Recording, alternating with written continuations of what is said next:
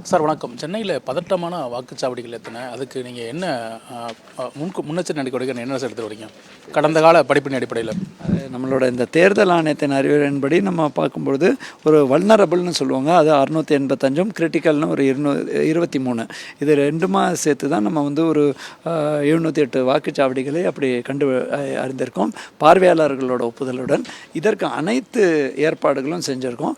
சென்னையை பொறுத்த வரைக்கும் பெரும்பாலும் இந்த அடிதடி போன்றவை இருக்காது. ஆனால் ஏதாவது ஒரு காரணம் வாக்காளர் பேர் விட்டு போயிருக்கு, அது மாதிரி ஏதாவது ஒரு இஷ்யூ வரும்போது அந்த மாதிரி உள்ள அனைத்து வாக்குச்சாவடிகளும் இந்த கண்ட்ரோல் ரூமில் வெப்காஸ்டிங் தொகுதி வாரியாக 100% அங்கே வந்து வெப்காஸ்டிங் நடக்கிறது.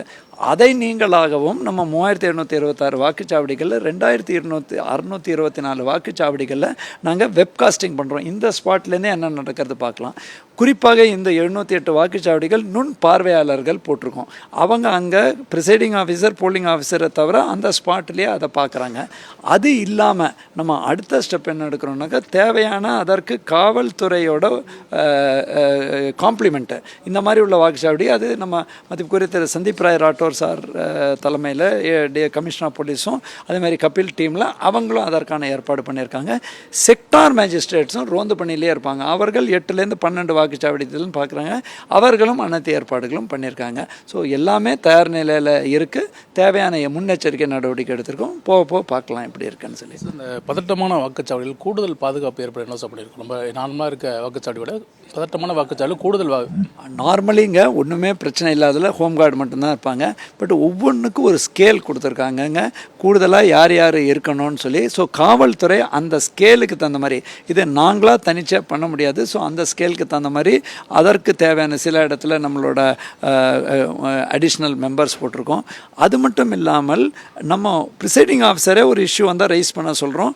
நுண் பார்வையாளர் வந்து நியூட்ரல் பர்சனுங்க, அவர் நேரடியாக அப்சர்வருக்கு சொல்கிறாரு.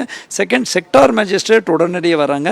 யாருமே பார்க்கலன்னா பத்திரிகை தொலைக்காட்சியில் செய்தி வரும். இன்னொன்று இங்கேருந்து நாங்கள் அலர்ட் பண்ணிடுறோம் காவல்துறை டீம்ஸை, தட் இந்த மாதிரி ஒரு இடத்துல சலசலப்பு ஏற்படுத்துங்க, உடனடியாக போங்கன்னு சொல்லி. ஸோ அனைத்தும் தயார் நிலையில் இருக்குங்க. இது இந்த வெயில் காலத்து கடுமையான வெயில் அடிச்சிட்ருக்கு. பொதுமக்கள் எப்படி வந்து வரிசையில் வாக்கு செய்யணும், அதுக்கு முன்னெச்சரிக்கை என்ன பண்ணுறீங்க பொதுமக்கள் பாதிக்காத வகையில்?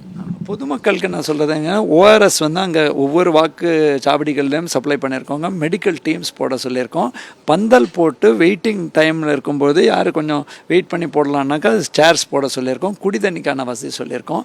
எங்களோட மாற்றுத்திறனாளிகள், முதியோர்கள் மற்றும் உடல்நிலை குறைவு இருந்தால் ஸ்பெஷலாக உங்களுக்கு உள்ளே அனுப்ப சொல்லியிருக்கோம். பட் என்னோட ரிக்வெஸ்ட்டே பொதுமக்கள்கிட்ட என்னென்னா, ஒரு ஜனநாயக திருவிழா பெருவிழா அப்படின்னு எல்லாம் நம்ம சொல்லும்பொழுது, ஜனநாயகத்தின் அடித்தல் தேர்தல் அடித்தது வாக்களிப்பது.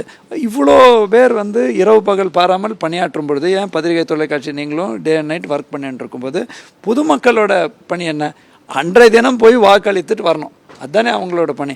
அதை வந்து ஒரு உங்களோட உரிமைங்கிறதுக்கு பதிலாக கடமை என்று நினச்சி அதில் பார்ட்டிசிபேட் பண்ணால் உங்களுக்கே சந்தோஷமாக செல்ஃபி பூத்து போடுறோம், அதெல்லாம் பண்ணுறோம். ஏன் தடுப்பூசிக்கு தயக்கம் இருக்கும்போது எல்லாரும் வந்தாங்க இல்லையா, ஒரு ஸ்டேஜுக்கு மேலே செல்ஃபி பூத் மாதிரி, இது மாதிரி அனைத்து 45 வகையான விழிப்புணர்வு பண்ணியிருக்கோங்க. டெஃபினட்டாக இந்த தேர்தலில் பொதுமக்கள் எங்களோட முயற்சிகளுக்கு உறுதுணையாக இருக்க வேண்டும் என்று வேண்டுகோள். டெஃபினட்டாக நாங்கள் வாக்கு அளிக்கணும்னு சொல்லி என்னோட ரிக்வெஸ்ட்டுங்க. தொடர்ச்சி அப்படின்னா கிராமங்களில் அதிக வாக்குகளும் இந்த மாதிரி பெருநகரங்களில் ரொம்ப குறைவான வாக்குகள் தான் விழுந்துட்டு. கடந்த காலம் பார்த்தீங்கன்னா ஒரு 60% தொடர்றதே பெரிய ஒரு சேலஞ்சான விஷயமா இருக்குது எல்லா பெருநகரங்களுமே. அதற்கு சென்னை மாதிரி ஒரு பெருநகரங்களில் என்ன மாதிரி நீங்கள் முன்கூட்டிய நடவடிக்கை என்ன சார் எடுத்தீங்க? இந்த எப்போவுமே ஒரு அர்பன் அப்பத்தின்னு சொல்லுவாங்க. இப்போ நீங்கள் பார்த்தீங்கன்னா தமிழ்நாட்டின் சராசரி 73 விழுக்காடு, இந்தியாவின் சராசரி 67 விழுக்காடு, சென்னை தெற்கு மற்றும் மத்தியில் வந்து 58 விழுக்காடு, வடக்கில் 64 விழுக்காடு. இந்த தினம் நாங்கள் சொல்கிறோம் இல்லையா, கடலில் போய் வாக்களித்து ஒரு ஓட்டர் இதை ஏற்படுத்தி, அது எதுக்காக சொன்னாங்கன்னா, ஒரு ஸ்கூபா டிரைவர்ஸ் அதை ரொம்ப நல்லா சொன்னாங்க. நாங்கள் அதுக்குள்ளேயே போய் வாக்குறோம், உங்களுக்கு என்ன பக்கத்தில் இருக்கிற 2 கிலோமீட்டருக்குள்ளே இருக்கிற ஒரு ஸ்கூலுக்கு போக முடியாதா? அந்த மாதிரி ஒரு முயற்சி. பேராசெயிலிங் பண்ணி நம்ம வானத்தில் உள்ள முயற்சி, லேண்டில் உள்ள முயற்சி, அப்புறம் வித்தியாசமான முயற்சிகள் பண்ணி நிறைய இட்லி அந்த வாக்களிக்கிறதுக்கு அந்த கின்னஸ் புக் ரெக்கார்டு ஹோல்டர்ஸோட மணல் சிற்பமெல்லாம் பண்ணோம். இன்னொன்று ஸ்பெசிஃபிக்காக கிராண்டுலராக போய் 40 விழுக்காடு கீழே இருக்கிற 35 வாக்குச்சாவடிகள் அன்னி ஸ்பெஷலாக வாகனங்கள் அனுப்பி அங்கே பண்ணியிருக்கோம். நம்மளோட பல்வேறு வாகனங்கள் போகிறது இல்லையா அந்த குப்பை, அதில் அதுலேயும் இந்த அப்பீல் கொடுக்குறோம். ஸோ பன்முக முயற்சி எடுத்திருக்கோங்க.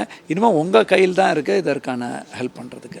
மாநகராட்சி அலுவலகத்தில் எத்தனை அலுவலர்கள் இருந்து நேரடியாக வீடியோ மூலயமா வந்து வாக்குச்சாவடிகளை பார்வையிடுறாங்க சார்? ஸோ இது ரஃப்லி வந்து நீங்கள் பார்த்தீங்கன்னா 16 இதுலேயும் ரொட்டேஷன் முறையில் அட்லீஸ்ட் 100 பேர் மினிமம் இருப்பாங்க ஒவ்வொரு நேரமும். இது 24/7 நடக்கும். ஸோ இது அது இல்லாமல் மேற்பார்வையிடுற அதிகாரிகளும் தனியாக இருப்பாங்க. கம்ப்ளைண்ட் ரிசீவ் பண்ண என்ன மாதிரி ஏற்பாடு சார் மாநகராட்சி சார்பில் செய்யப்பட்டிருக்கு? இல்லை, இன்னும் 1950 ஒரு ஸ்டாண்டர்ட் நம்பர் இருக்குது. அது இல்லாமேங்க போலீஸ் வயர்லெஸ் எல்லாருமே இருக்கிறதுனால இது 24/7 சம்பவம் நடக்க இமீடியட்டாக நமக்கு சம்பவம் தெரியுங்க. செய்திகளை உடனுக்குடனும் துல்லியமாகவும் தெரிந்து கொள்ள சப்ஸ்கிரைப் பண்ணுங்க.